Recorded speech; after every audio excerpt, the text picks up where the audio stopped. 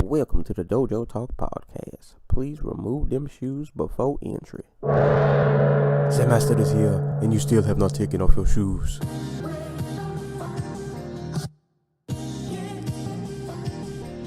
Yeah.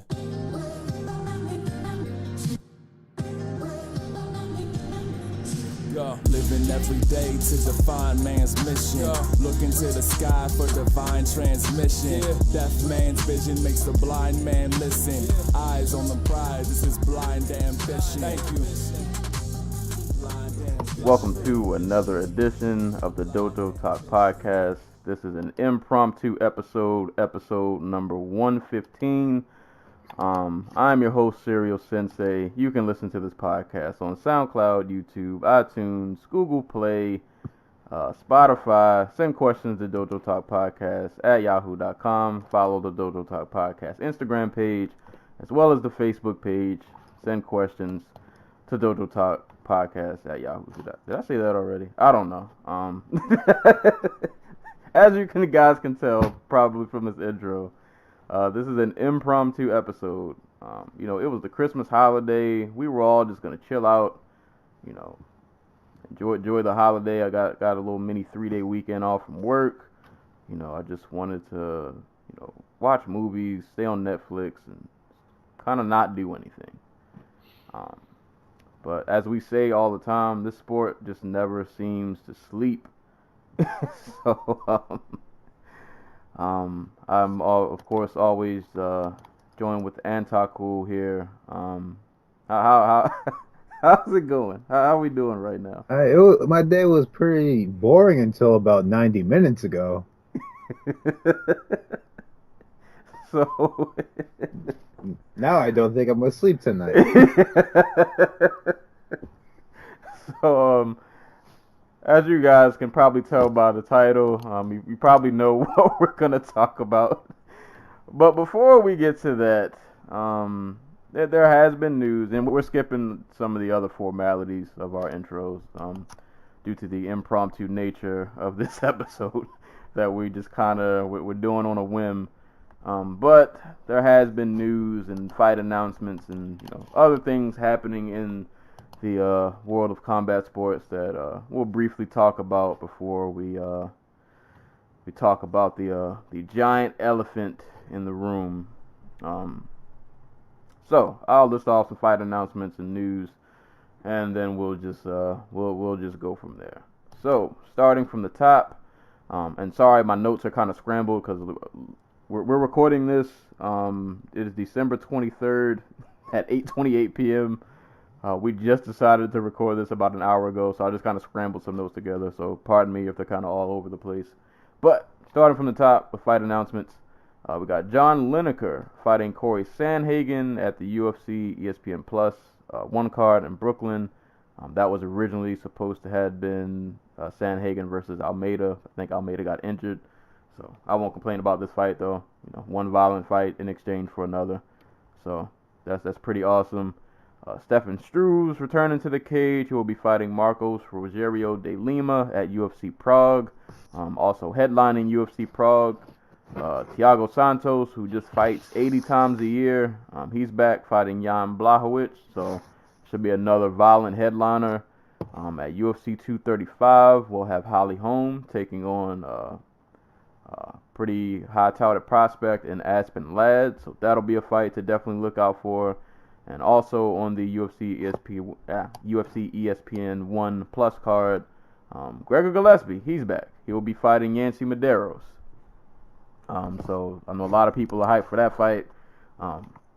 Gregor Gillespie definitely has a lot of hype behind him. This should be a pretty good test. And I'll just throw it out there. I feel like if he wins this fight, let's stop playing. Get a man in the top 15. Give him somebody.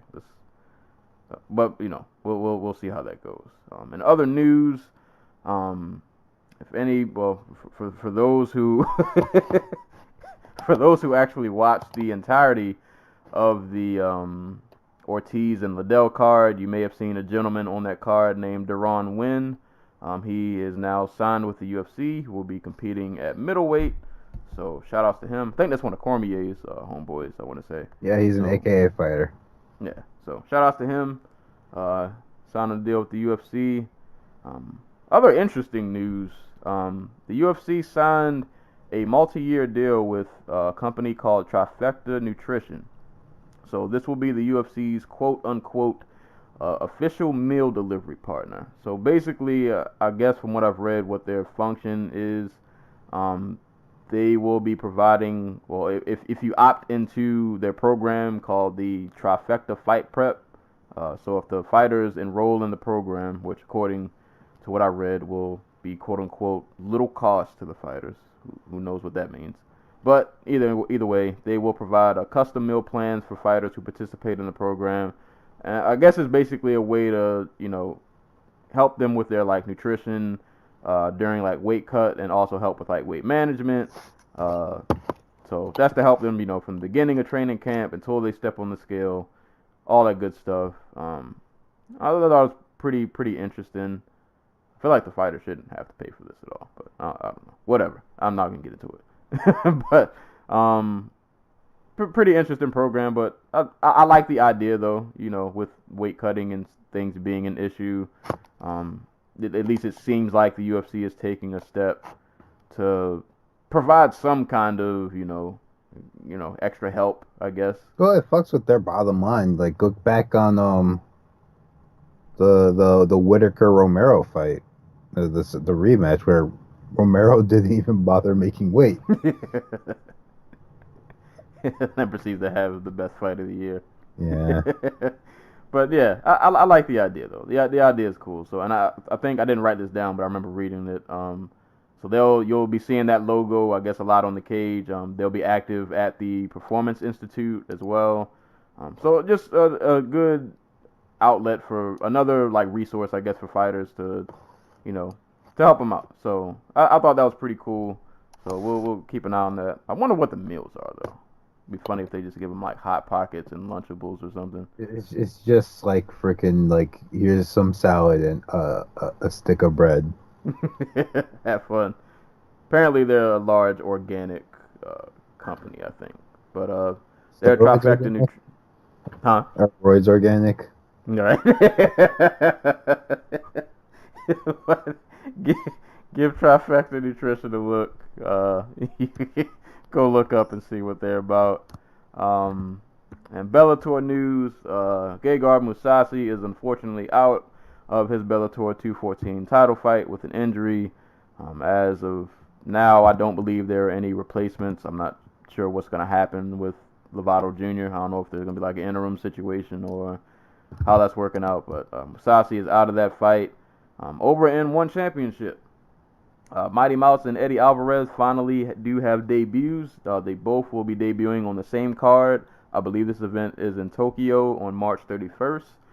Mighty Mouse will be fighting Yuya Wakamatsu, and Eddie Alvarez will be fighting Timothy Natsukin. I like both matchups. Timothy and Eddie Alvarez there's no reason why that fight shouldn't just be hands on hands. They'll probably just slug it out until one of them can't punch anymore. I'm looking forward to seeing Eddie Alvarez get knocked down like 3 times before he eventually knocks out Timothy. Yeah, that's probably how that fight's gonna go. I like Wakamatsu. Mighty Mouse. Boy, if he gets taken down, it might be over. Mighty Mouse is probably gonna wrestle that man to death. But I like Wakamatsu though. That's a fun fight. So that'll be on March 31st, and I do believe that those fights are a part of the Grand Prix that they'll be having for their respective lightweight classes. So just look out for that. One Championship looking to have a pretty big year next year. And PFL news. If anybody wants to try to win $25,000, PFL is partnering with DraftKings for their card on December 31st. They're just doing a pick'em thing. So if I don't play DraftKings, but if you're familiar with DraftKings, they do it with other sports. Pick'em. You pick the fights. You pick who wins, what round, all that good stuff. And you could potentially win $25,000, but I don't know. It's coming from PFL. Your check might bounce. I don't know how that's going to work. Well, I imagine it comes from DraftKings, doesn't it? No, I guess it would. Yeah, that makes sense. So hopefully their checks don't bounce. And I can't wait till that $1 million. We're getting closer. These alleged $1 million paydays are they're allegedly coming. But yeah, so that's the thing. And the last news I have, Karate Combat. It's coming back in 2019. First event will be January 24th in Hollywood, California. And they, from what I read, will be expanding kind of like their, not just locations where they're holding fights. From what I saw, they do plan on going to a lot of different countries. But they're going to expand like the actual, I guess, like rule sets and like structure. They're going to have championship fights and qualifying, bouts to have those fights. So, I guess just trying to bring like some legitimacy and, have some kind of structure to it, I guess. But I'm looking forward to that. I like Karate Combat. Throw them back in the pit and have the same smug people in the background. Like 60% of them I don't think are really watching the fights. Like they're just kind of there. And yeah, the other guys are, they're like half watching. But two guys in the pit are fighting their hearts out, and only like 2 people in the crowd are actually paying attention. Hey, that's what happens when you're invited and you don't actively seek it out. Yeah, that's what happens when you fight on a yacht. or underneath a bridge somewhere in Miami. But yeah, so that's pretty much all the news and notes for the week. Whew. All right. So we all know why we're here. I mean, I'm as excited for I don't know, Aspen Lab versus Holly Holm as anybody else, but I don't think it was worth an emergency podcast, bro. Like, what's the deal? Well, for those who don't know, and for those who thought we were going to talk about Aspen Lad and Holly Holm, which isn't a real fight yet, apparently. Oh yeah, I forgot. I knew there was a reason why I was hesitant to write that down. All right, so I should have put an asterisk. It's one of those, the UFC announced the fight early to put pressure on one of the fighters' deals, so. Oh, boy. All right, so sorry, guys. Put an asterisk next to that fight. That might not be real. What is reality anymore? Oh, yeah. After today, there is no more reality. We are all in a simulation, and it's going terribly wrong. But they haven't pulled the plug yet. Like, they keep us in the simulation, and they need to reset. But they know that we know it's fake, and we know it's fake, but nobody dares say a word. Yeah. So, oh my God. All right, so, just to backtrack, I was having a pretty normal day. I woke up this morning. I went to see Aquaman this morning. I enjoyed it, but I won't get into it. But I was having a normal day. Watched Aquaman. Came home. I ate some Chinese food. Went to sleep because that's what Chinese food does. I woke up. I recorded 2 podcasts with you guys. Well, one of them is already out. My favorite 20 albums of the year, and I have another book-related podcast that'll be coming out. So after I recorded those 2 podcasts, I was like, you know what? I'm gonna go on Netflix and I'm just gonna find something to watch, and I'm just gonna relax for the rest of the night. And enjoy my days off. But Mr. Jon Jones, he wouldn't let me do that. He had other plans. I'm on Twitter. I got a tag. Somebody tagged me. Shout out to David. He tagged me, and his tag said, "Looks like Jones did it again." And I was like, "Oh God, like what? Like stop. Like what? I don't know. I don't want to see this." And so I refreshed my Twitter timeline. And I'll just I'll just read to you what happened. So Mr. Jon Jones, he strikes again, and the never-ending downward, sideways spiral. His 30 for 30 is going to be the greatest thing. I mean, it sucks it won't have any of his actual fights in it, but right. But it's gonna be. That is gonna win so many. That's an Oscar-worthy 30 for 30 already. But so Jon Jones had a quote-unquote abnormality in his drug test. That's one way to put it. Yeah, that's coded language. Take that for what you will. You also just say he failed. So I'm actually reading this from Bloody Elbow because this was the first article that popped up when I googled it. But so I'll just read from this article and then we will nosedive into what I'll just read. So earlier today, it was announced that the UFC 232 headliner Jon Jones had tested positive for a trace amount of Turnbull. The test was deemed by USADA to not be a new ingestion, with them stating that it was still in his system from his 2017, that's right, 2017, I repeat to you, 2017 failed test. USADA will not be punishing Jones for this, and he is free to fight. However, Nevada did not feel like they had enough time to investigate this, so they wouldn't license him. But oh wait, there is more. Because Nevada wouldn't license him, but guess who would? California.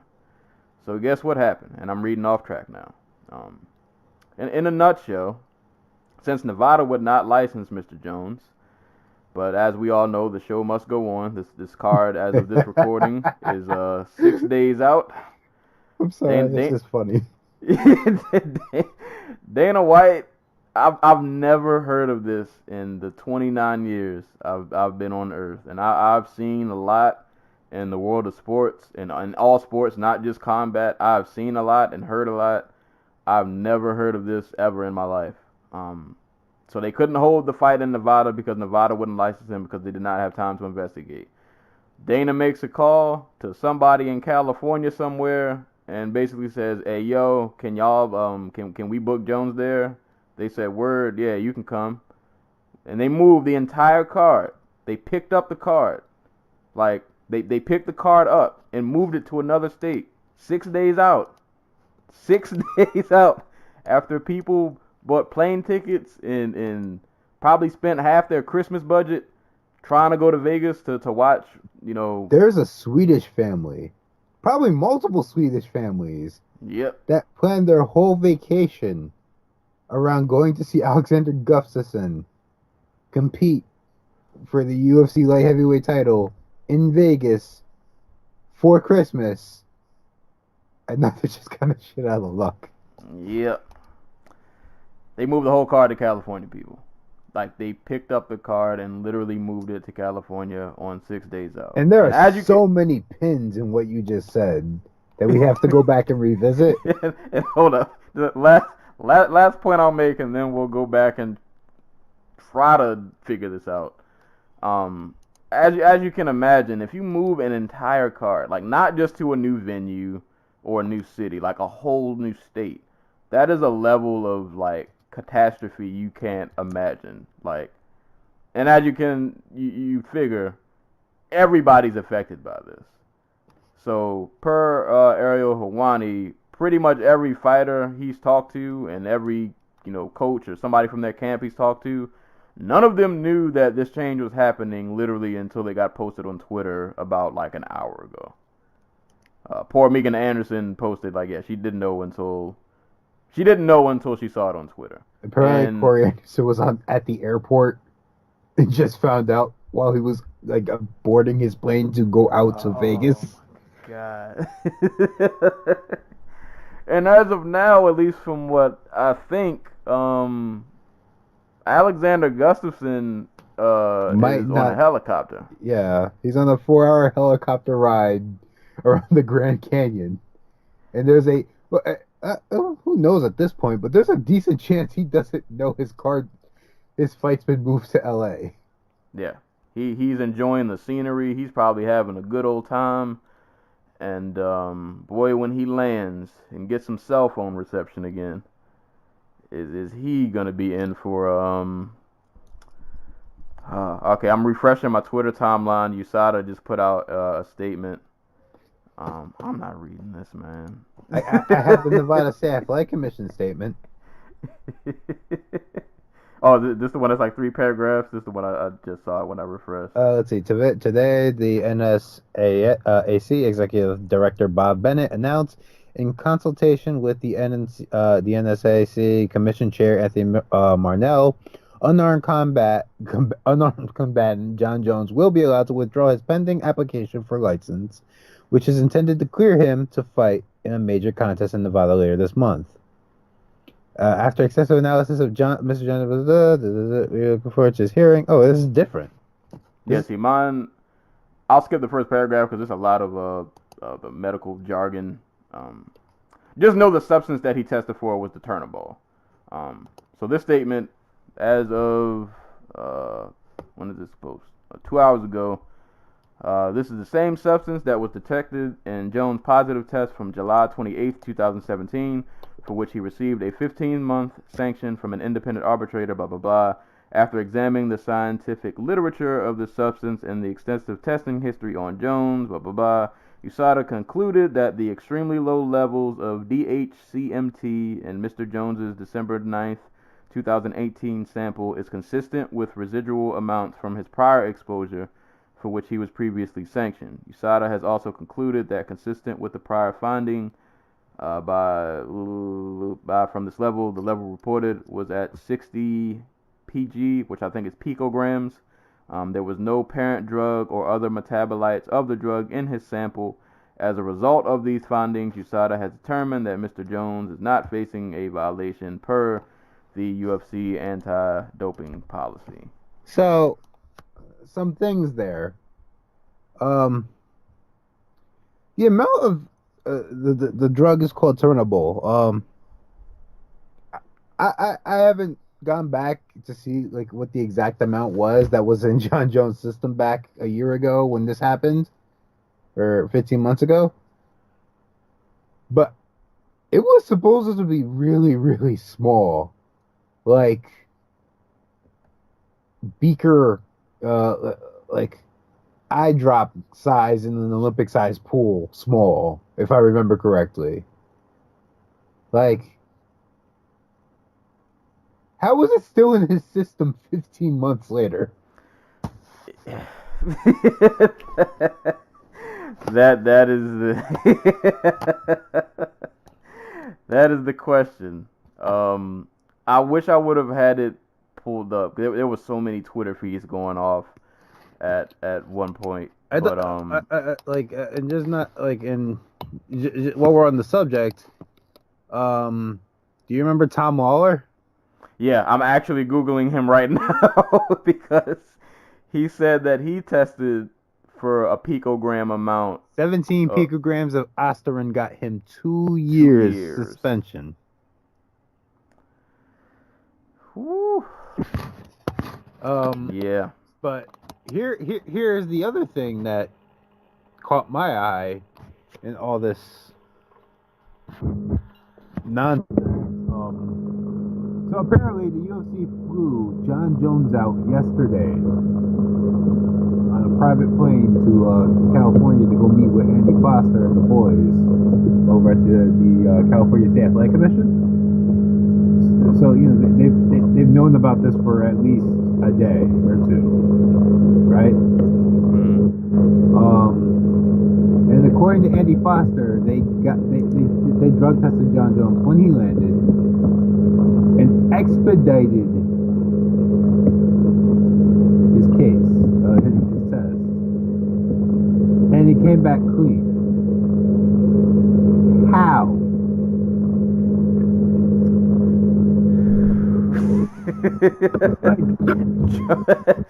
Jon Jones has the most like. So I'm supposed to believe that this drug, which is supposedly has a half-life of long enough that it stays in your body even when it's in ridiculously astronomically small doses,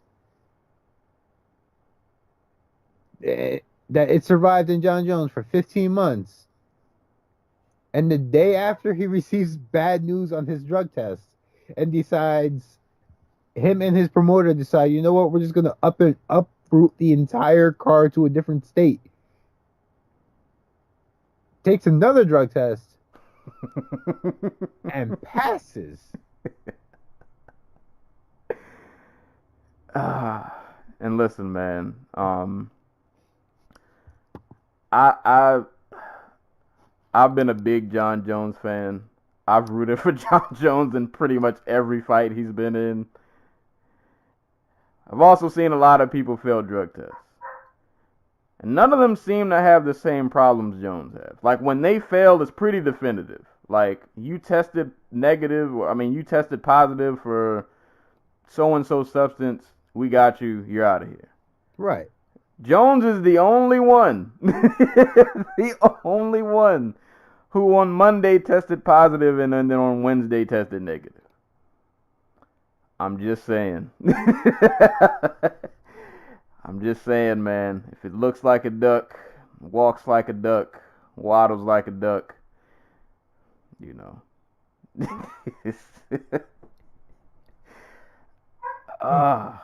Like, Andy Foster, California State Athletic Commission, like, they're supposedly the people out here who have been doing the most for, like, making fights safe for fighters.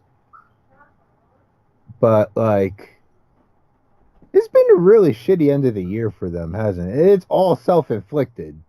Like, between this and allowing the corpse of Chuck Liddell to waddle down to the cage to receive another licking of that brain damage. Like, what is going on, California? Are you okay? No, I have a theory, a very simple theory on what happened here. Andy Foster was like, we can get a Jon Jones fight for real? Yeah. It was just like, yep. Yeah. I don't care what I have to do, but the UFC basically was just like, listen, man, we're trying to we're trying to end the year on a bang, and we kind of need this card to stay intact. So I'm gonna throw you this bag real quick. It contains contents that are green, and there's a lot of them in there. And if you let Jones fight, you can keep the contents of this bag, and you can bring in the 2019 with your bank account nice and full. If you just let this happen. Can we go back real quick? I want to, I could sit here and beat up on Andy Foster and the CSAC all day, but the logistical nightmare that is moving a 13 fight card, 12, 13 fights from one state to another on 6 days' notice, and 2 of those days are Christmas. Yeah. I mean, not Christmas, but like Christmas Eve and Christmas. Like, Christmas. That's a lot of flight rebooking. That's a lot of room. That's a lot of people, because you're talking about fighters, trainers, coaches, family members, but not to mention, like you said, these poor souls from Sweden who, oh my God. Like, according to what's his name, J.I. Goodman over on Twitter, Dana White said that they were expecting a $6 million live gate for the Gus Jones rematch. Well, nobody's kind of at. How do I explain? Like, it's the day before Christmas Eve when we're recording this, and when this news is breaking. Nobody's showing up for work tomorrow at like Ticketmaster or StubHub Right. or whatever. Like, I'm sure they have, like, 1 or 2 lonely souls holding down the fort while they're gone. But like, nobody at the forum is going to pick up and be like, yeah, we're selling these tickets to this Jon Jones Gustafsson fight. Tickets don't go on sale till Wednesday. So basically, the UFC has Wednesday, Thursday, Friday, and Saturday to sell tickets. Boy, that live gate is gonna be trash. He says they expect to get 1 million. Boy. Boy, if you don't sit down. I mean, if they were going to get 1 million in the walk-up, like, Vegas is the place. not Vegas. LA is the place. But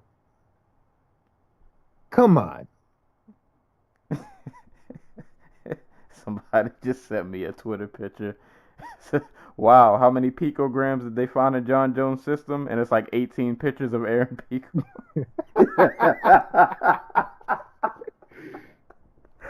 Oh no. Oh my God. Like, I would, I almost wish the UFC just would have tried to cover this up and we would have never found out about it until like 2 weeks from now. Like, I did not want to talk about Jon Jones before Christmas. I just, I felt it in my soul. I mean, I wasn't going to talk about Jon Jones this week, period, because I'm like, there's no way he makes the fight night.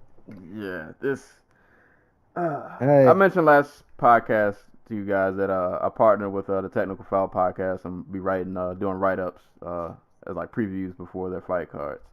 And I knew it when I saw this card that this was the next one. I was like, I don't know how I'm going to write this because I just know, I feel it in my bones. Something is going to happen with this card.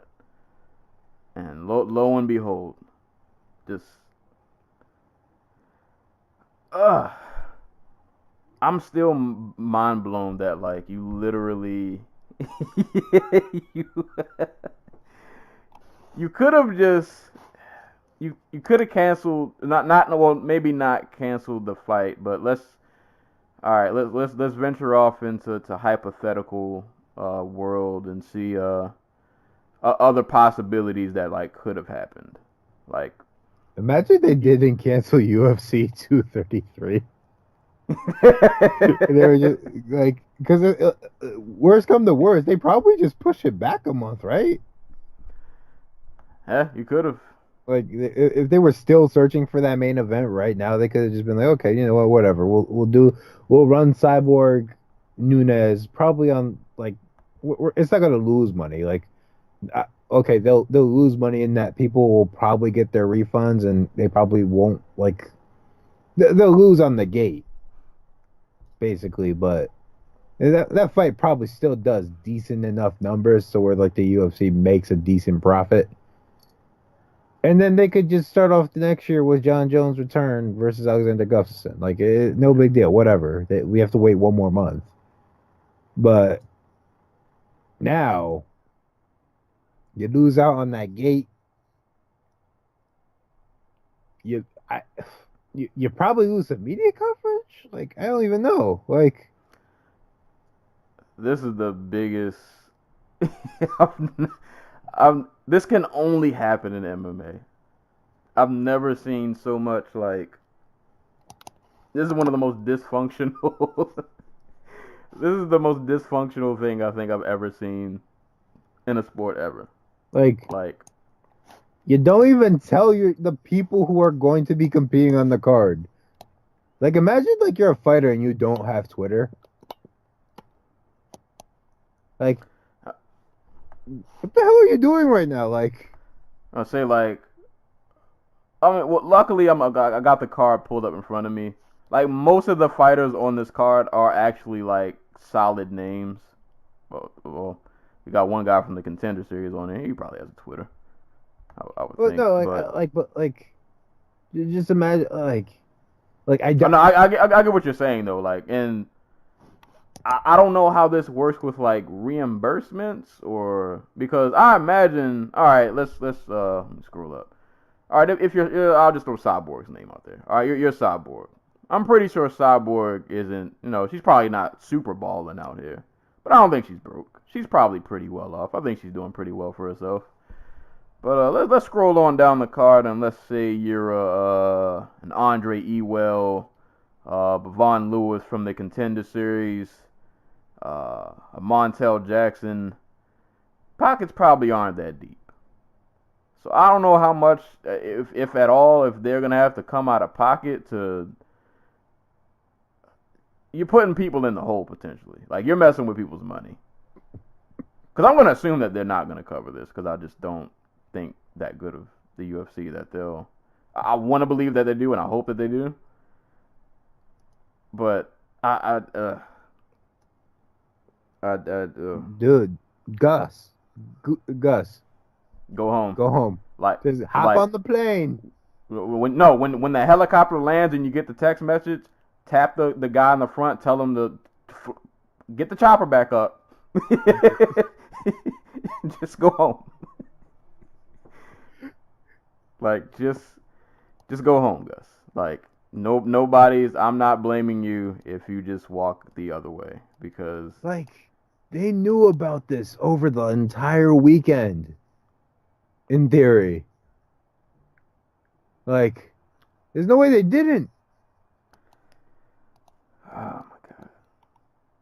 And it's like oh my god. You could have, like you said, you could have either pulled the main event. You still have a title fight for the main event. I don't know. Maybe you try to scramble for a last minute co-main, or let's just say, I don't know. You take Jones out the fight. You find a replacement. Whoever wins out of the replacement and Gus kicks off 2019 and fights Jones on some whatever card. I felt like there had to have been another option other than this. There's no way this was the first go-to.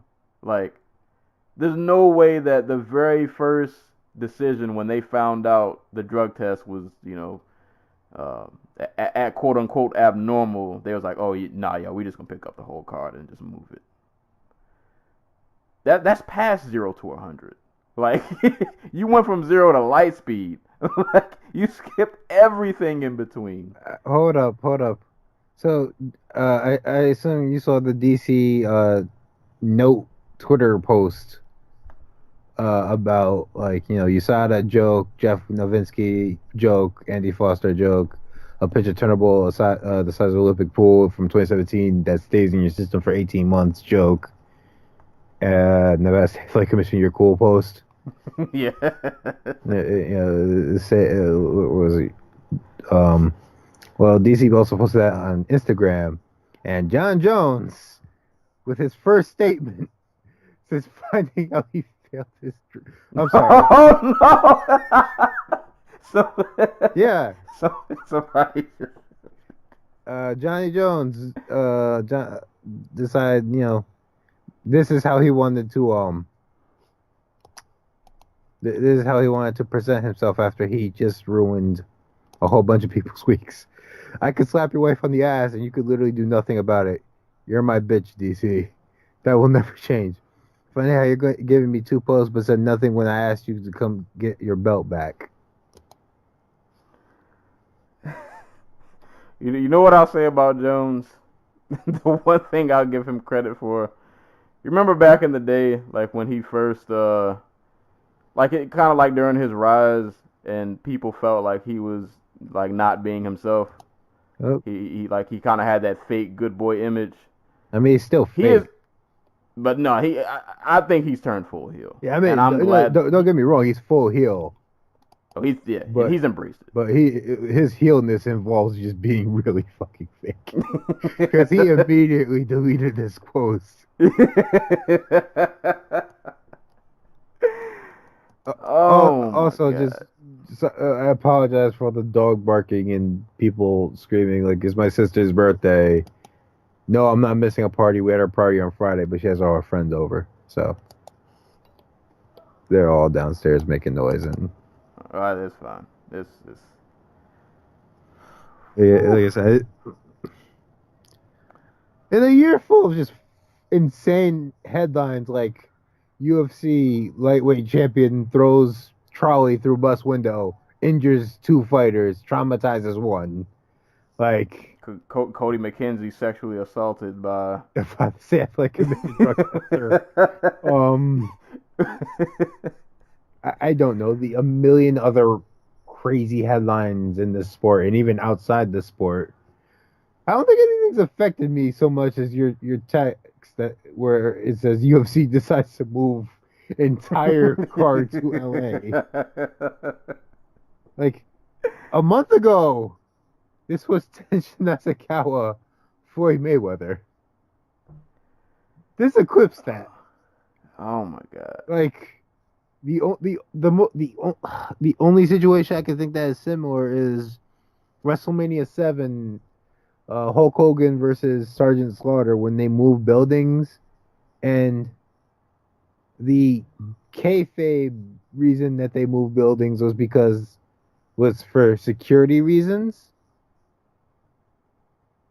Because Sergeant Slaughter was an Iranian sympathizer at the time, like, and he was apparently receiving death threats, and like people were actually trying to kill him. But it was actually just because they wanted to they didn't sell enough tickets, so they moved to a smaller venue across town. And this blows this way the fuck out the water. Well, per Damon Martin on Twitter, Dana White says tickets for UFC 232 in LA will go on sale Wednesday, and folks who bought tickets in Vegas can get a full refund, or they will try to accommodate new seats for people willing to travel to LA. Good luck on that one, buddy. I mean, that latter accommodation part. I mean, LA traffic is terrible any time of year. I can't imagine what it's like the week of Christmas.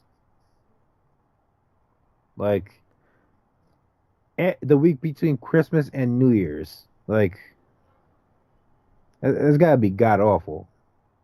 And expensive as crap. Alright, so to backtrack once again, real quick. So, don't they get, you get tested like multiple times before a fight, right? I would guess. Yeah. Or is it just one? No, you get tested multiple times. So how is it? So this didn't come up earlier? Like I want to know what were the other tests? Were they all positive, and then this was like, oh, turnabout? Like, why is it only why is it only his test that like? Oh my god, I don't. Because Jon Jones is the trash goat that this trash ass sport deserves. I don't understand. Like, I can think of nobody better who deserves the honor of being the best MMA fighter of all time than the man who's like than Jon fucking Jones. He is what this sport embodies in physical form. He is what we all deserve as fans. Yeah. For enjoying this sport. He is everything great and everything terrible about the sport, all rolled into one. He's the greatest, worst thing that ever happened to MMA. Like Jon Jones is like legitimately a carnival person. And I don't mean that like as in I mean that like the WWE sense, where he just goes from like the mental gymnastics this man has to do to convince himself that everything that happens to him is somebody else's fault. That he's still able to get these big checks after just like. But there's a lot more similar between Jon Jones and like Hulk Hogan than there is Jon Jones and Michael Jordan. Oh yeah, most definitely. I think that's the point I'm just trying to get. Well, no, they might be similar. Jordan had an alleged gambling problem. True. Jones is true. Jones is just Jones is partying. Yeah. Oh, did you see DC's response to what Jones posted? What'd he say? He said, "You couldn't do shit, you steroid abusing junkie. I swear I would never touch your white flat ass." Oh my god. These two really... They really just bring out the worst in each other. Like... Here's the thing, and like... when people... This is always regarded as one of like the all-time great MMA feuds, and I've heard people refute it by saying that like it's not really a rivalry because Jones always wins. And don't get me wrong, on in any other sport, really in any other instance, I probably would agree with you. But the reason that this one is an all-time great feud is because these two genuinely just do not it's not a lot of people like they have rivalries and feuds, but it's like a respect thing at the end. These two I don't think they like each other like at all. No, Like this isn't like this is this real. isn't a rivalry. These are two men who just hate each other. Yeah, this is real. Like if they cross paths in the streets, they would throw hands. Like, that's what makes this so. Oh my god. You can tell this is a big event because they brought Ghostface Killer on MMA back to Twitter. A lot of people estranged from family members off of less shit than what Jon Jones has done to y'all MMA fans. I mean, he's not wrong.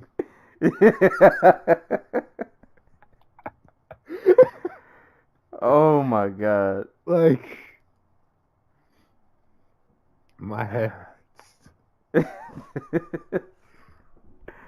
Hold up. Jon Jones just. Where's this stupid thing? Oh my god. Logistics, dumbest thing ever. Like right before Christmas, bro. Like where do we go from here? Like, you know what? Now I can't wait until assuming this fight even happens. When the commentary, are we just gonna act like none of this happened, or are we just gonna talk like everything's normal? This event was totally gonna always happen in LA. Right? Well, like I said, the UFC can't, I'm sure they have B-roll of I keep saying Vegas. I'm sure they have B-roll of the Forum in Inglewood and LA and shit. But think of the people who have to put these video package together for the city, and then they have to go. They only get to work on Wednesday, and they originally thought they were going to be working in Vegas as opposed to Los Angeles. That has to be incredibly stressful. Now I imagine they're not getting any kind of no bonuses or anything for this. It's kind of like you just got to deal with it. Oh boy. Wait. I think wait, we all. Well, I ain't gonna say we. But I think the UFC has to start asking themselves a question they probably should have asked themselves a long time ago. Is Jon Jones really worth all of this headache? He is their second biggest pay-per-view star. If you can draw 375,000 fighting OSP on pay-per-view, the UFC is just not gonna you're gold. I am 100% sure Dana White and Jon Jones have not spoken to each other on anything but a professional level since 2014. I Dana has been can you do December 29th? And Jon Jones was probably yep, and that's probably the most that they've spoken in 3 years. Oh my god.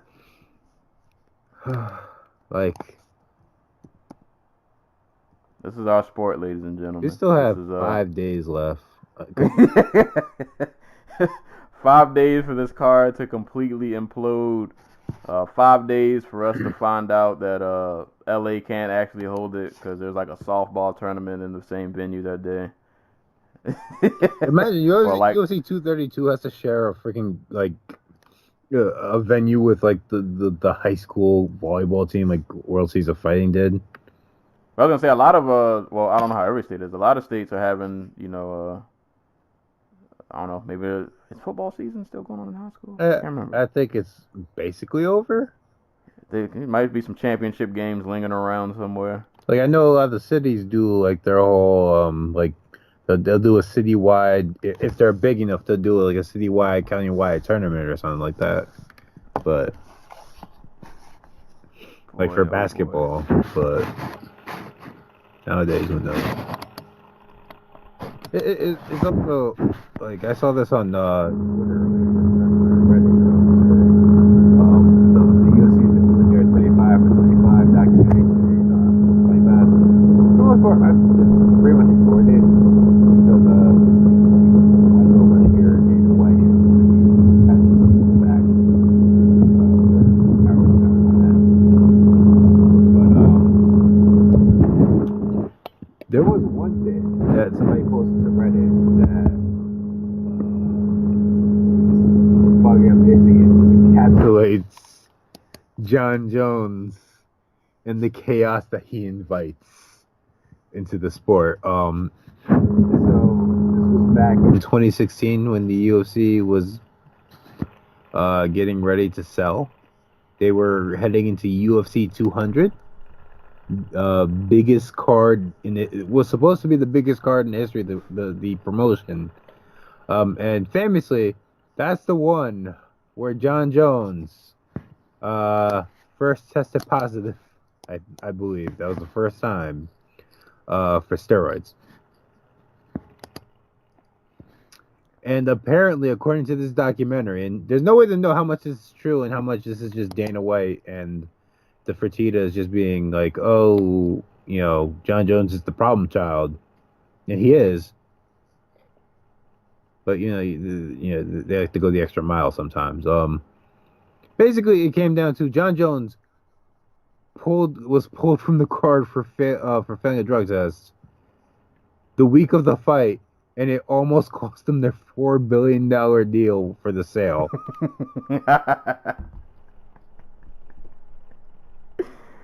Man. And like I said, I have no idea how much of that is true, how much of that was just like conjecture from their side, how much of it was just Dana White and company just like trying to get a dig in on Jon Jones because they don't like him because he's a pain in the ass.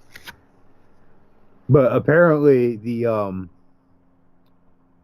Ari, I keep wanting to call him Ari Gold, but Ari Emanuel didn't even bring it up during like the closing meetings they were having that weekend. So they were golden and they managed to sell anyway. But I think I just found it hilarious that it was brought up today of all days on like these two events caused by Jon Jones or almost caused by Jon Jones happened on just came up across my purview on the same day because that's just amazing. How is this drug? There's so many things about this story I just don't get.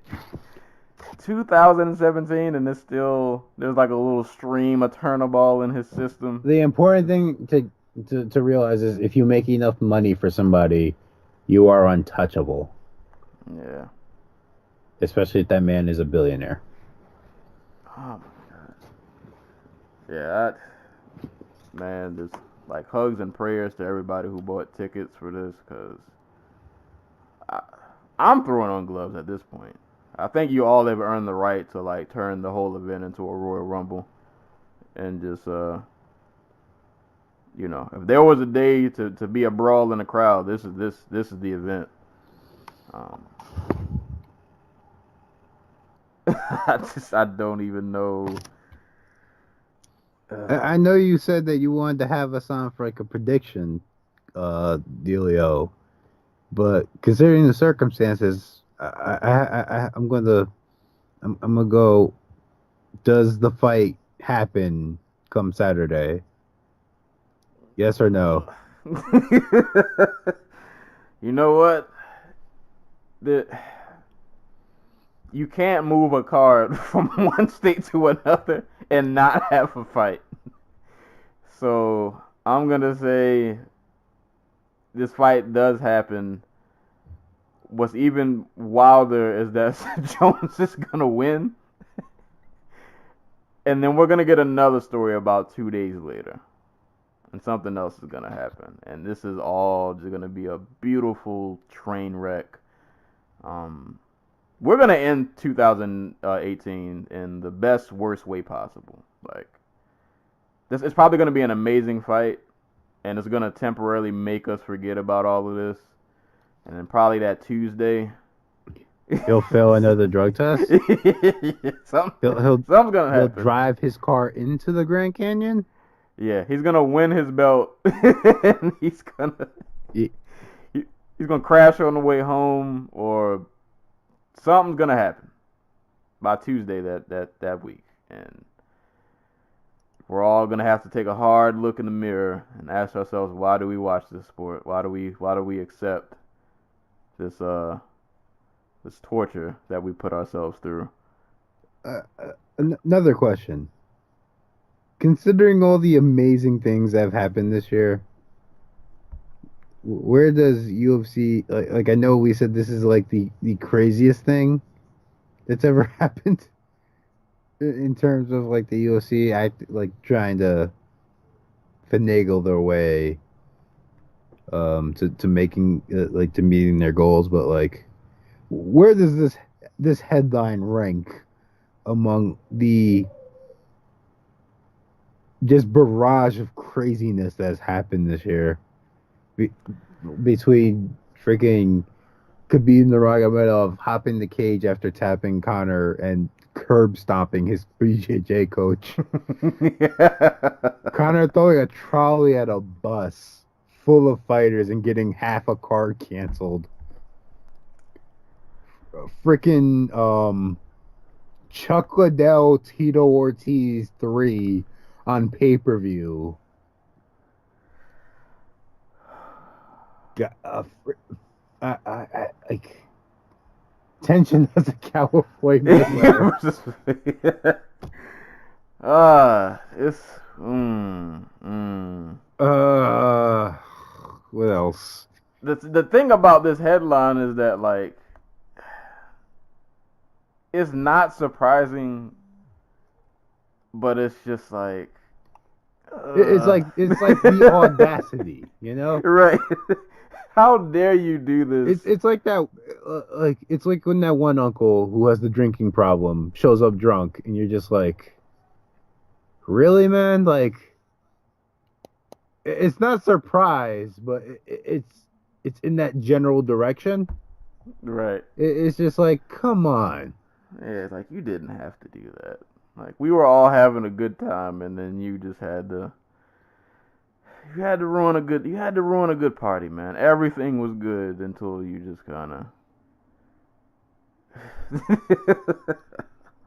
It's just like no one's surprised, but everybody's disappointed. And it's just like, guess we gotta suffer through this. I think what really killed it for me, it wasn't even the headline. I was like, oh, Jon Jones fails a drug test. What else is new? That 2017 thing is really blowing my mind. And the moving the car, like in other sports when, like let's say for instance like in football, like I remember when was it Hurricane Katrina? Well, in most events, in most like let's say you're a football team and your city goes through like a natural disaster, those games will get moved. But it makes sense. Like, that's a natural disaster. Like, that's something out of your control. The area is literally unfit to play in. So, of course, either the game has to be canceled or it has to move to somewhere else. So, in those instances, I get it. But this is just like, it seems so extreme. Like, like it just...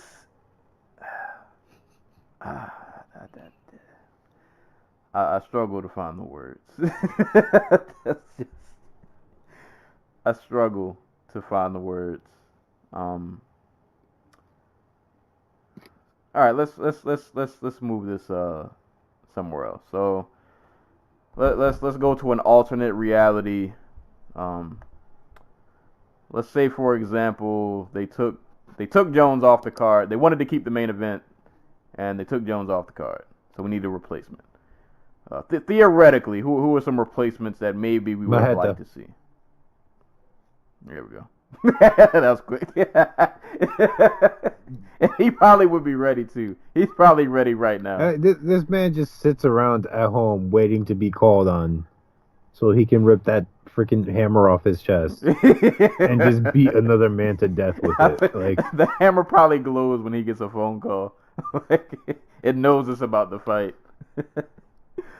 Oh man, yeah. Actually, that was a quick answer, and I can't find a better one.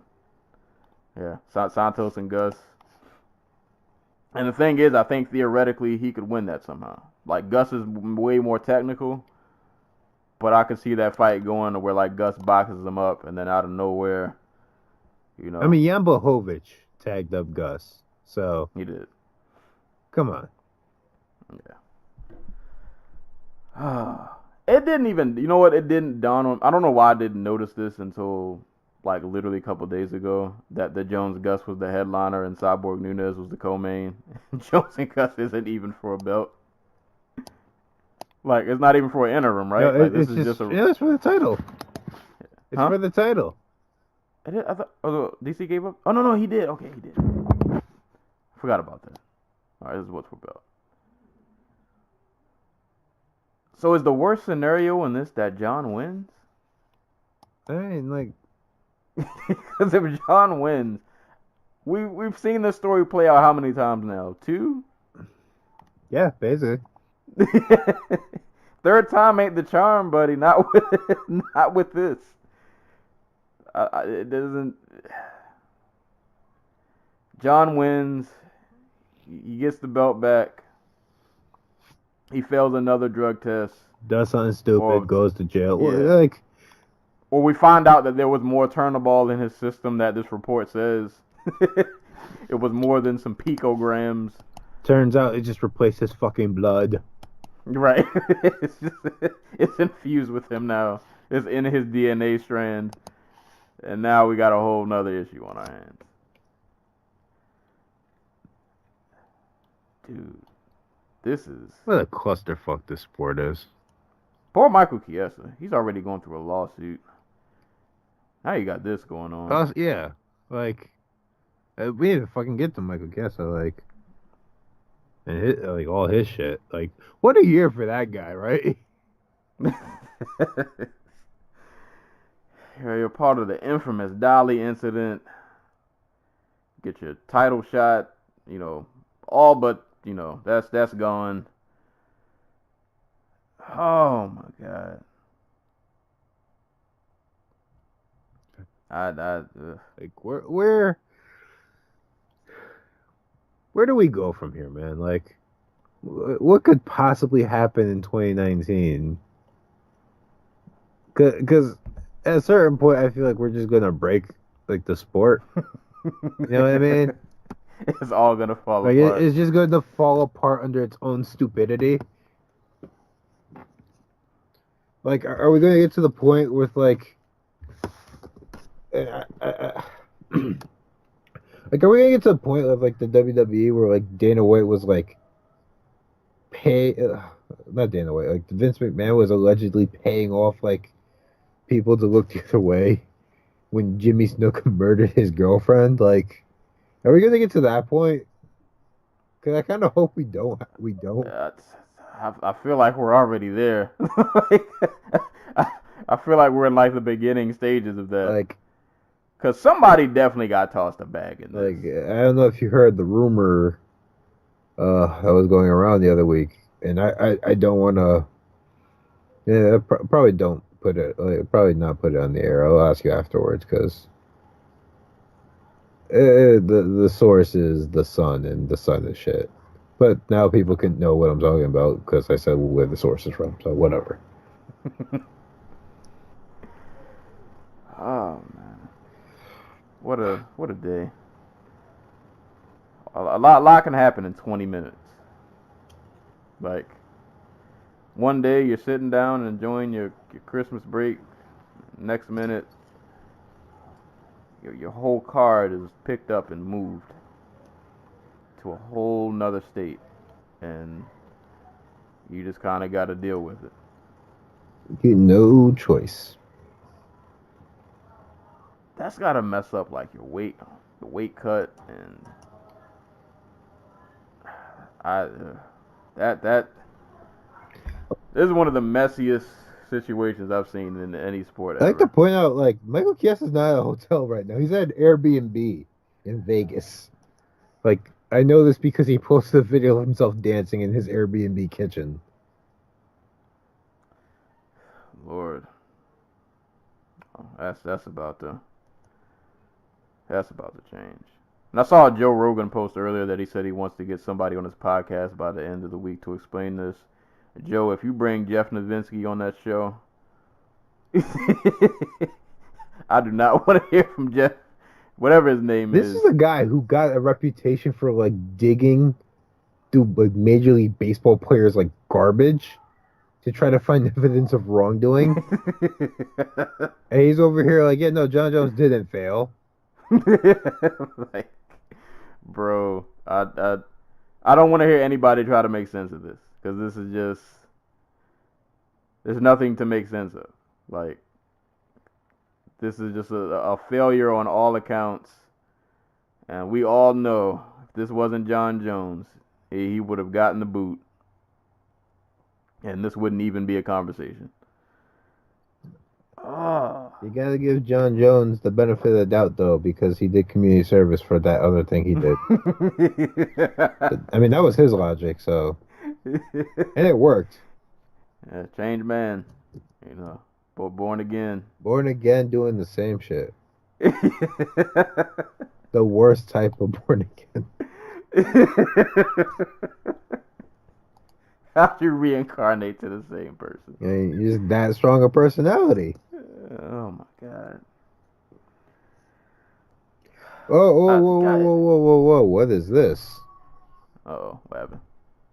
The UFC was notified on December 6th that Jon Jones' most recent drug test came back positive for residual levels of the same substance he was caught using in 2017. The NSAC would not license him, so they moved to UFC to 232 because the CSA would let him fight. Ugh. Like, So y'all spent 2-3 weeks trying to figure out. So this is the best. well, do you remember? Did you hear about the Brock Lesnar USADA glitch? Yeah, they. Oh God, I do. I read it. I kind of forgot what it was. But apparently, that was the last time USADA actually updated their fighter to drug test results on their website. So it does make me raise an eyebrow.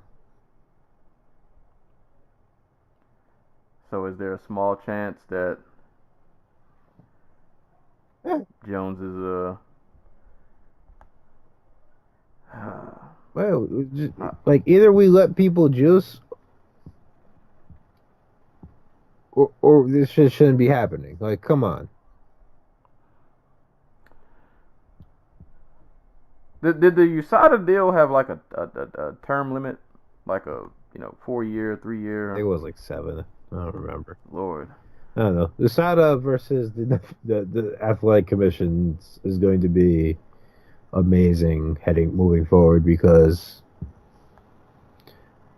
what a mess. What a fucking mess. I think I'm with you. I think we should just get rid of USADA and let people juice until they just can't anymore. Just let them juice until everybody looks like Yoel Romero, and we can literally just have superhero fights every card. Exactly. Just fuck We'll it. We'll just literally have super fights. Like every fight's a super fight. Just fuck it. Nothing matters. This is stupid. Oh man, yeah. I don't know what else to really say.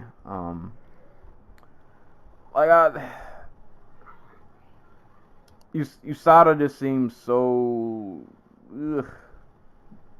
dysfunctional. Like that, there might be a small chance that maybe John didn't do anything wrong, and this could be a goof up on their part. Like yeah, like that's the preface here. Like maybe they're right, but like, there's no way that was the first drug test Jon Jones had. Yeah, In the past 15 months, right? Like, that's what I'm thinking. Like, and if that's the case, then they're stupid. Yeah, that is incompetence to the highest, degree. Like somebody somewhere, they didn't just drop the ball. Like they fumbled it out the arena and it's rolling down the street and they got hit by like 3 cars and just exploded. Like Yeah, so either Jones is innocent and USADA is just aren't the brightest people on earth, Right. or Jones has just been out here. Jones been spiking his orange juice and he just knows they got his back All covered. right. So So he's just kind of like I whatever. looked up the half-life for Tyrannoble, and it says it's 16 hours, and I don't know if that means like. I don't know if that means just like you take it and it's traceable for 16 hours or what. Ah, Well, I think that means it would stay. It would probably be in your system then for that long. so, oh my God. Like, I want to know, like, I need some, give me some sources, man. Like, where's your bibliography? Like, you said you did all this research and that it was consistent with what Jon Jones, the amount that was in Jon Jones' body in 2015, what was it, 2016? 17.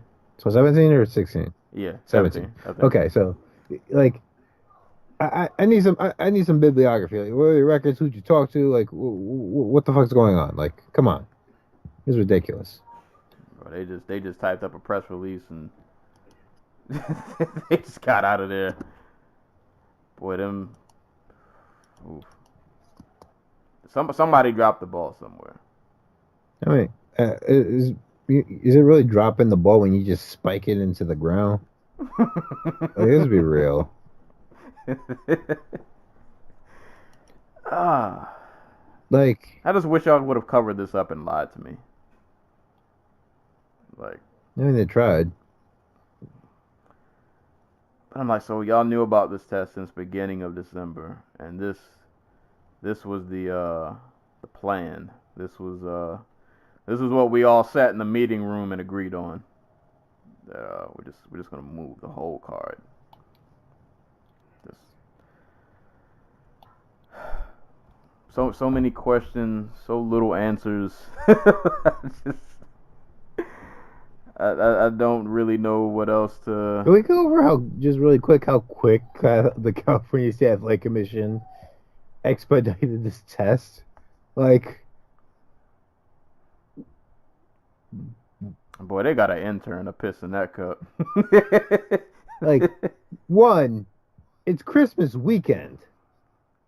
What drug test facility is open? Like, two, like, these like normally we're waiting on test results for like a month.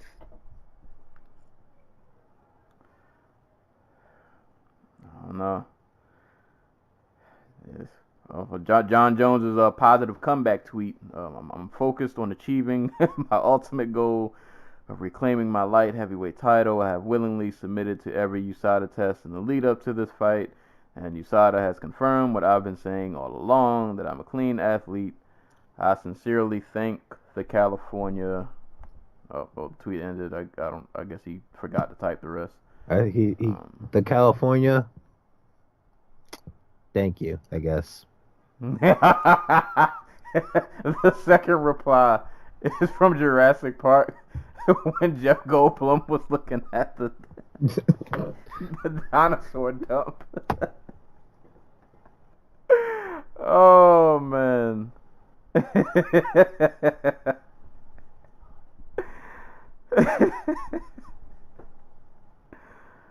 Oh boy, USADA and Jones. Boy, I'm telling you guys, when this 30 for 30 comes out about 5 years from now. Apparently, they're saying it's supposed to have like a pulsing effect. This drug. So it pulsed for a year. So like he'll have so apparently he did have a bunch of negative tests, and then he had this test, which is the one he failed, or that they found the traceable turnable in his system. And apparently, I guess it just flares up. Which, what? After a year, though?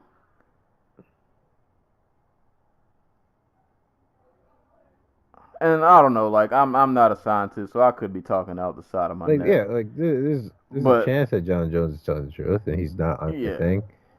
I need somebody who works in a lab somewhere. Like, we're talking about the dude who in a sit down with like one of the biggest media companies like in the United States, handed out like gave his phone number to a waitress, and then when someone called him on it, said he didn't cheat on his wife. Like, this is a man who in his own eyes can do no wrong. There's a man who got caught with cocaine in his system. It happened to be the only time he ever got caught. He had ever done cocaine. Like, come on. Yeah, like I said, man, I've championed Jones before. He's been one of the greatest talents I've seen in this sport, and I want to believe him. But listen, man, like sometimes you just gotta look at the complete picture, and it's just like, listen, man, like this isn't adding up. This is not adding up, buddy. Like something is off with his image, and I don't think it's them. I think it's you.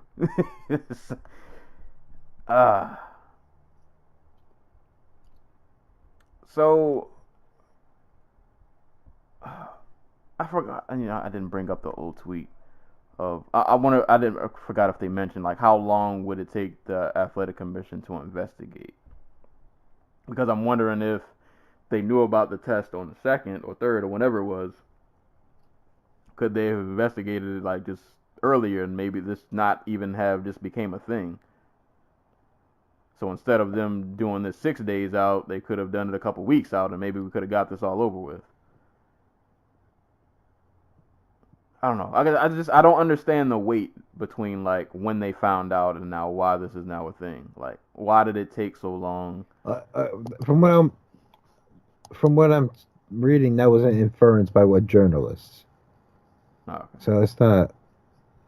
It's not a concrete. Yeah. I don't know. Lord. Yeah. Fuck it. Yeah. Yeah.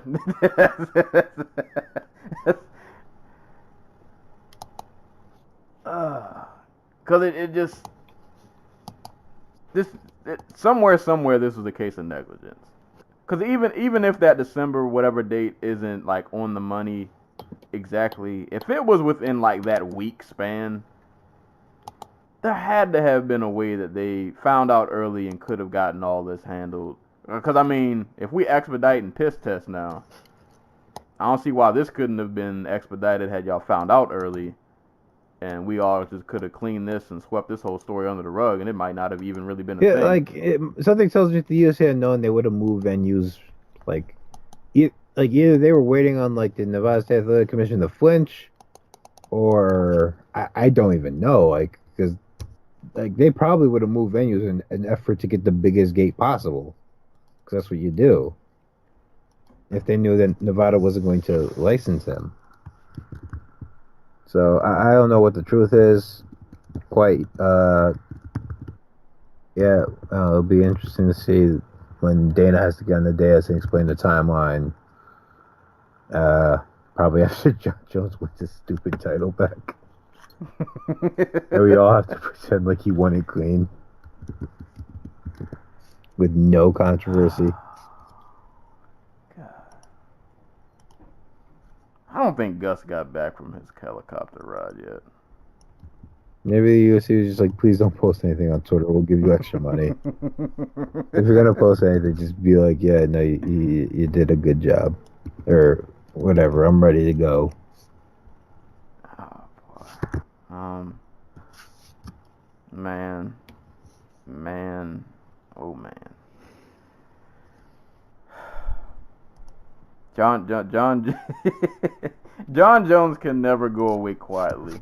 He can never just come and go and just have like a normal day.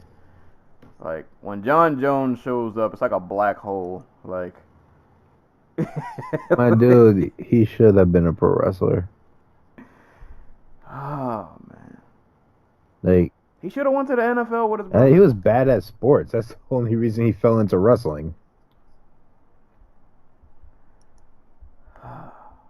he can't catch and he can't dunk a basketball. Like, and he's 6'6". Like, what are you gonna do?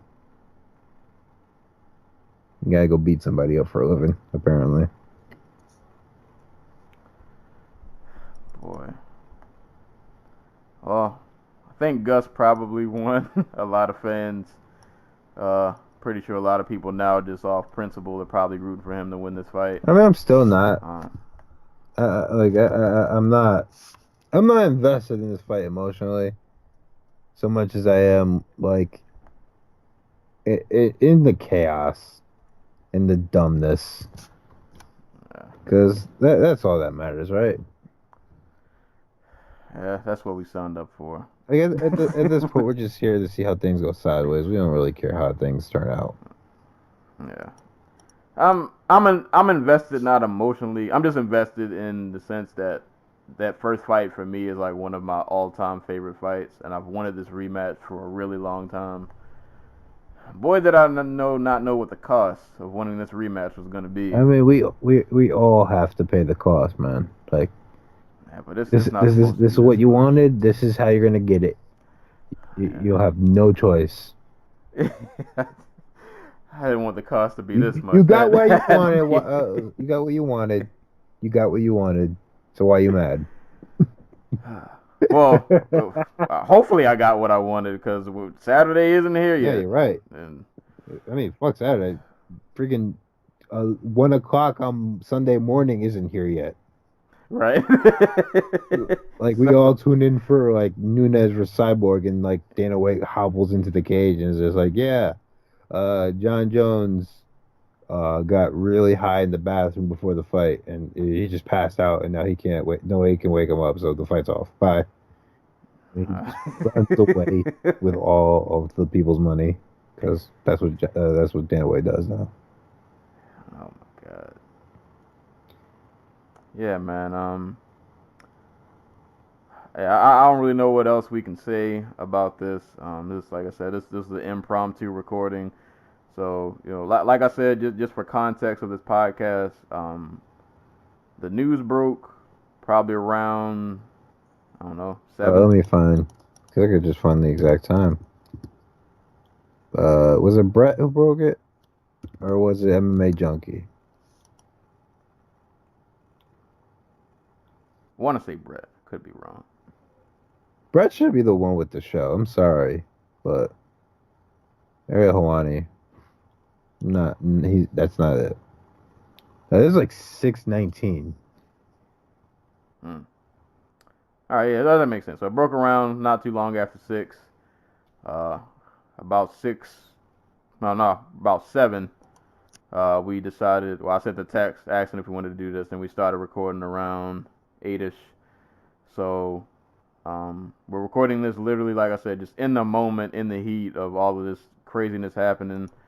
So excuse us if, you know, by the time you guys hear this episode, like maybe more facts come out, maybe the story changes, you know. Turns out Jon Jones is innocent, and right, and we've all, yeah. Jon Jones is innocent. Alexander Gustafsson drugged him before the fight, you know. Crazy shit like that. Right, he drugged him and then got on the helicopter and tried to flee. Like this was all a ploy, or something. Turns out Alexander Gustafsson wasn't on a helicopter ride in the Grand Canyon. All right. He has a spy in Jones's camp who's been secretly just spiking his drinks. Remember when that was a thing? Like, guys were just like, yeah, I got a spy in that guy's camp. Who was that? I feel like that was that Jon Jones? I feel like that was a couple people. Like there was like a small era where spies were just like, it was Jones Rampage. That's what it was. That's what, like, and then everybody was just for a while being like, oh, you know, I have a spy in so and so's camp. We went from the spy era and then the movement coach era, and then they all faded away. I miss Ito Portel. The movement coach era was crazy. Brief but brilliant.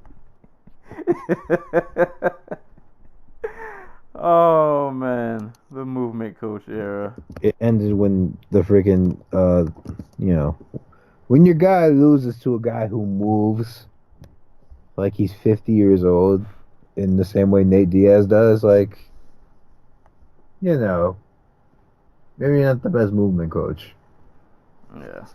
But whatever. Might yeah. Oh boy. Shout outs to the movement coaches if y'all are still out there. Moving around. Mr. Ito Portal, greatest quote in the history of MMA.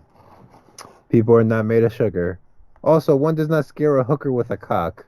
In a nutshell, stop being so sensitive. Dealing with criticism well is an essential tool for a mover who is interested in self-development. Make that for any human. Ito Portal, movement coach. I wonder if his website's still up. It is. Hey man, everybody's got to move somewhere. You know how like you'll take like a when you write something like an article or like a long piece, you take one of your quotes and just you make it real big and blow it up so people like, oh wait, I wonder what that's from. Yeah, Ito Portal has several in his little thing here, his bio, and one says, "Shit, I mean, don't pee on my leg and tell me it's raining."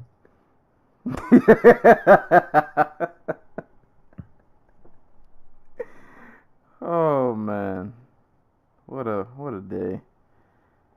What a day. But I do. That's my name.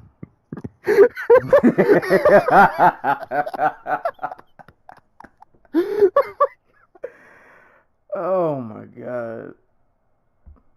How did he infiltrate this sport? Like what? Who opened the door for this guy? He was Connor's code guy. I don't know. God. This is why these things happen to us. We let anybody just come in the sport. We invite all of this trouble. And talk the talk, but walk the walk. We move a lot. We are designed to do so. Hence, we are since we are in this amazing body.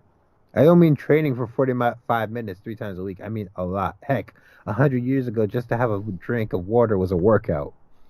I mean, you go down to the river, you put your cup in the river, you boil it because it probably has some type of disease in it, and then you drink it. I don't know, maybe the walk was really long. Hmm. Oh no. Most of civilization happens by rivers for a reason. You know what I mean? Oh man. Yeah.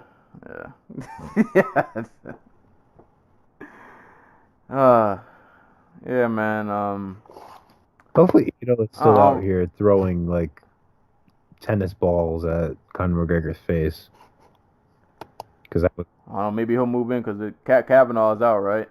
Oh yeah, maybe. Yeah, maybe he'll move in. And Owen Roddy, he has his own gym.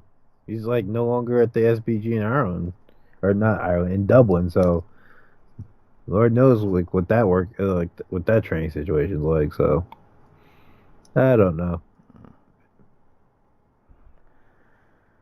Another day in the life of MMA. Like I said, man, this is the dumbest sport. Like this is a wild season finale. I feel like it's a really high bar, but MMA seems to hit it every single time. Like, we jumped over it this time. Like, we cleared the pole vault, and there was still like. Like we cleared the pole. There's competitive axe throwing on ESPN2 right now,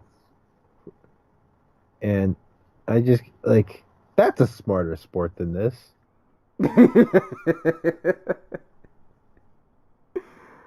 Football's a smarter sport than this. It's probably way more dangerous.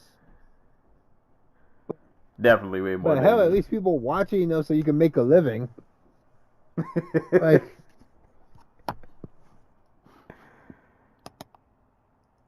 oh man, I don't know. Oh yeah, I don't know where else this convo goes. I know a lot of people talking about does this still, do you still have Jones in your GOAT convo? I don't even want to think about that right now. Like, if I've learned anything, it's that MMA doesn't have a GOAT because it doesn't deserve a GOAT. because it's dumb. Yeah. Like this is not we gotta... this is not a real sport. Let's just be real. This is not a real sport.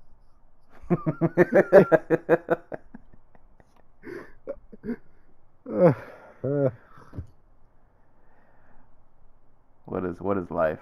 What does life mean? That could be the headline for this episode. Jon Jones ruins Christmas. MMA not a real sport.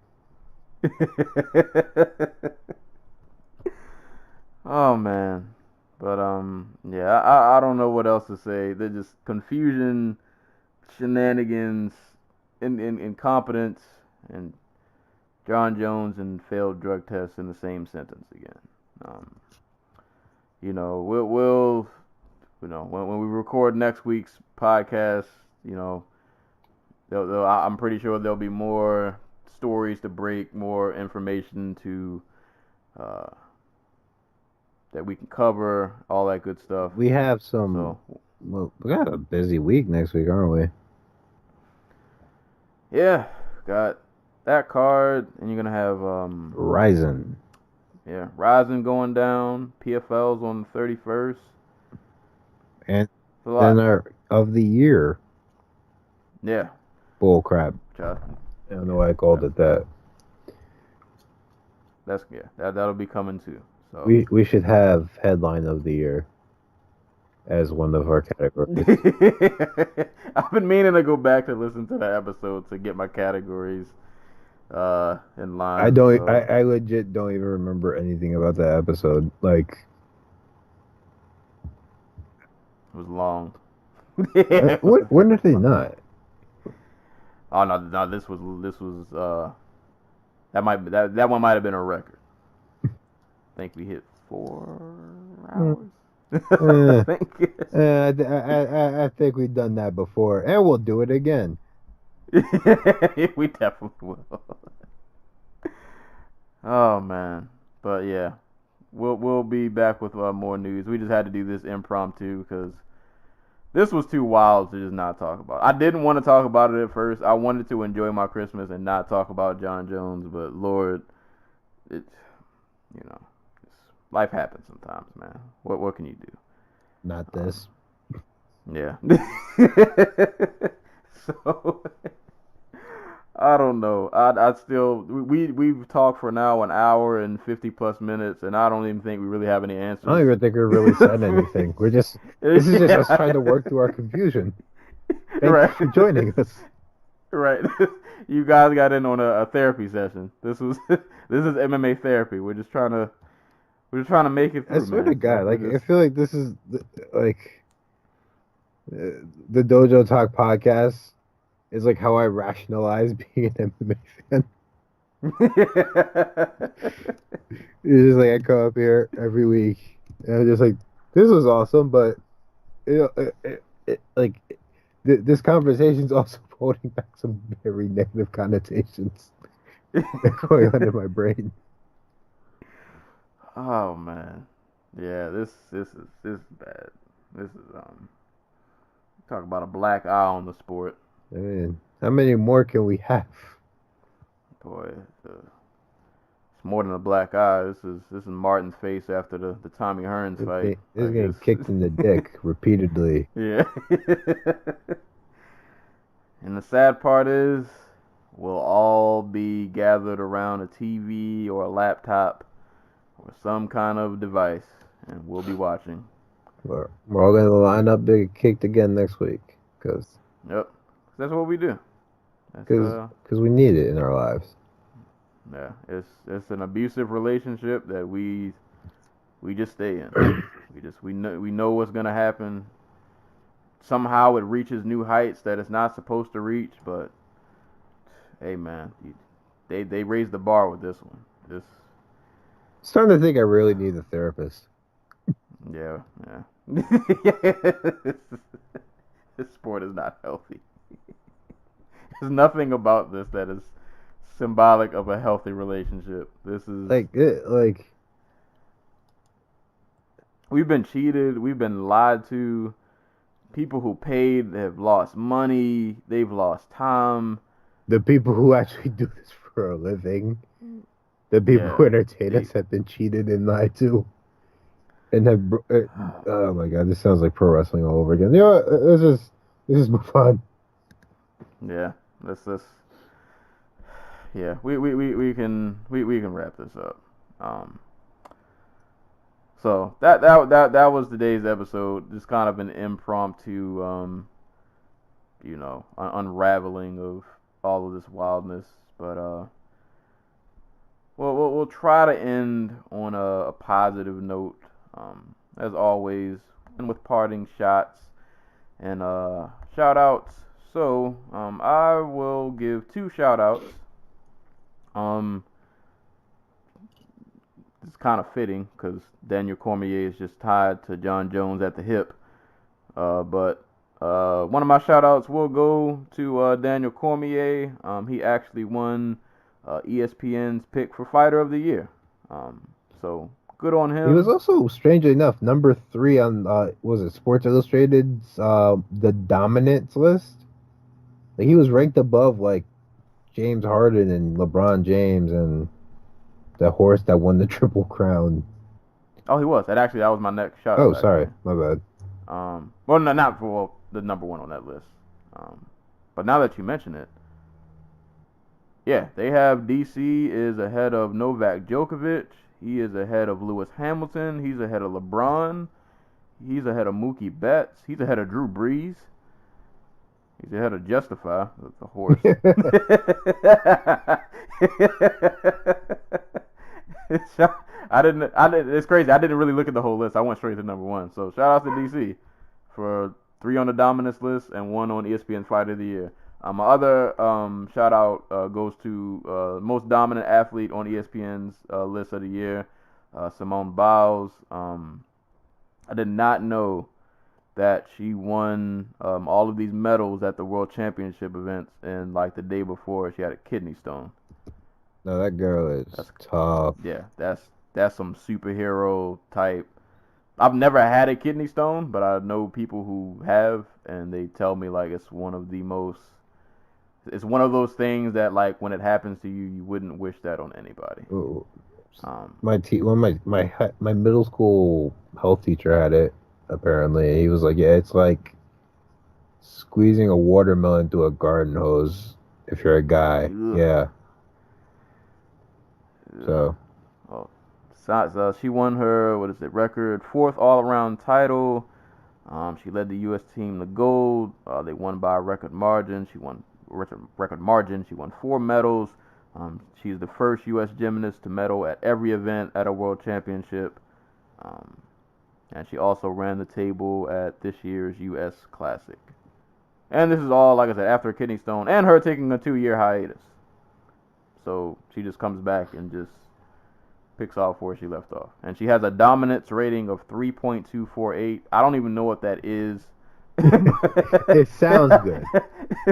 But right, it sounds good. And to compare, her dominance rating is 3.248, and the person who came in number 2, Aluid Kapaji from Kenya, The who I guess is marathoner. some kind of runner. He's a marathon Yeah, runner.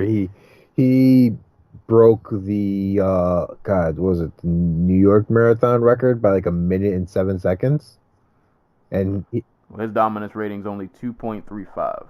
Yeah, like I want to say like he's the reason that people believe we're gonna see like the breaking of the 2-hour marathon in our lifetimes, which is you could give me a week to run a marathon, I still wouldn't be able to finish. Yeah, definitely not about that life. I did have a shot. I didn't write it down. Why do I never write my shots down? Because they're in the moment. No. They're spiteful and angry. But like I literally looked this up like right before we started recording, and I only wrote down my shout outs, and I did not write down the shot. Yeah, you know what, man? I'm not gonna do a shot. It's the Christmas, it's the spirit of giving and being nice and all that good stuff. So I'm not gonna do a shot. I'll leave my shout outs to those two well deserving athletes, DC and Miss Biles, and I'll leave it at that. And shout outs to the listeners. We're pretty sure this is like the last podcast of because the fight, if it happens, is on the 29th, which means we probably record on the 30th. Actually, no, so this might not be the last. Well, this is potentially the last podcast of the year. Probably get one more after this, but either way, like the year's winding down. Shout out to the listeners, man. Everybody from Twitter and Tumblr. Shout out to everybody from Tumblr who's still around after the hammer, the gavel. The soft hammer where nothing really happens because what they do, they just pixelate everybody's freaking thing. So now my activities bar is just a bunch of pixelated nonsense.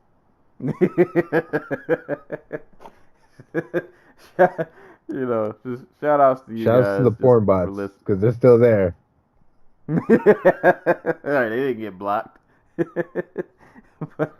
Shout outs to you guys for listening. Shout outs to Joey and Stokes. Everybody who supports and is a part of this little crazy little whatever this is. You guys come here every week. I don't know why you come here, but we're glad you're here. So shout out to you guys. That's all I got for my shout. Yeah, I was gonna say shouts to everybody who listens.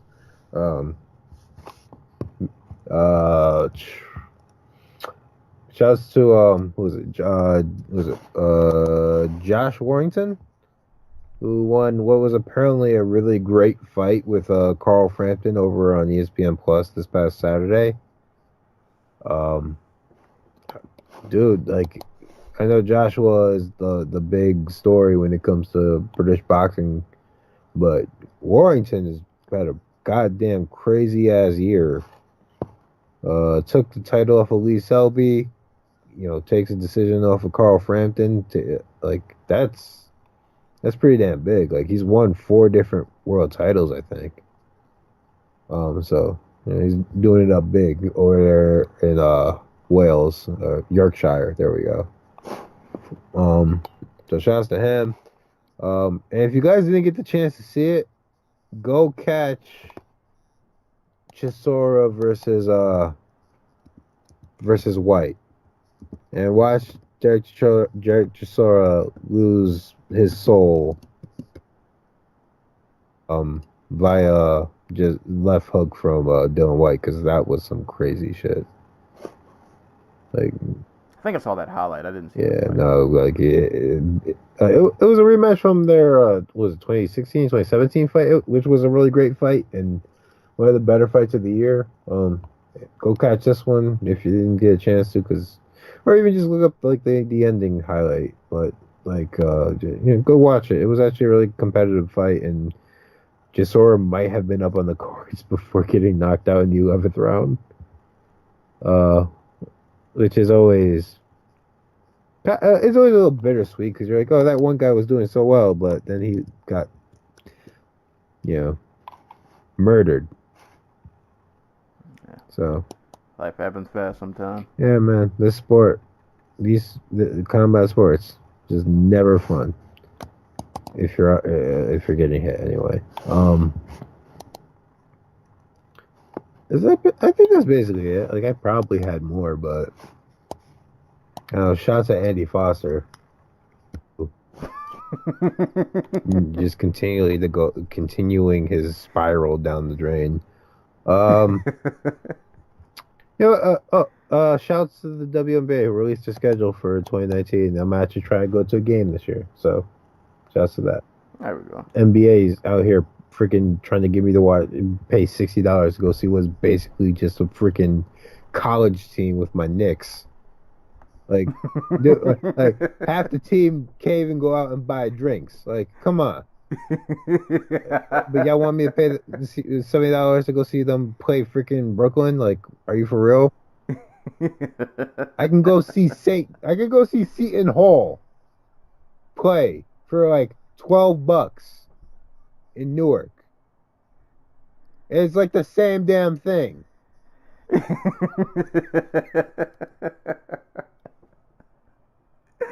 Oh man, shout out to the NBA. It's been a wild season. It's been a really wild season. Um, but yeah, man.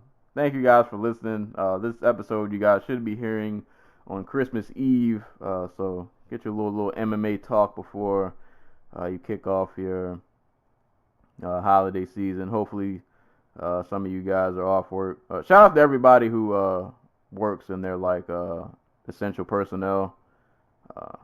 Not everybody unfortunately gets to stay home. You know, nurses and those kind of people who got to be out there in the trenches. Shout out to you guys. Shouts to the ones who don't have a choice but aren't essential personnel. Yeah, that did. Thank God that's not me anymore. That used to be me, so I know the struggle. You know, when you're a cashier and you're working Christmas. Hopefully they're paying you twice, bro, or double. Yeah, time and a half or something. Nah, man, Christmas is double. Something, yeah. Come on. Merry Christmas, everybody. And Happy Kwanzaa, because that is also starts this week. So, yeah. Merry Christmas, Happy Kwanzaa, Happy New Year's. If you guys don't hear from us again, but you should next weekend. But in case you don't, you guys have a nice holiday, man. Be safe, enjoy, spend time with family. Hope you get some good gifts, eat a lot of good food, and hopefully you don't have to work on Christmas. Hopefully you guys have a longer break than I do. I have to work right after Christmas. It's kind of trash, but that's another story. But anywho, man, this has been episode 115 of the Dojo Talk podcast. Jon Jones ruined Christmas. Anytime, as always, anytime people are being punched and or kicked in the face, we will be there to talk about it. I'm your host, Serial Sensei, and until next time, I will catch you guys later.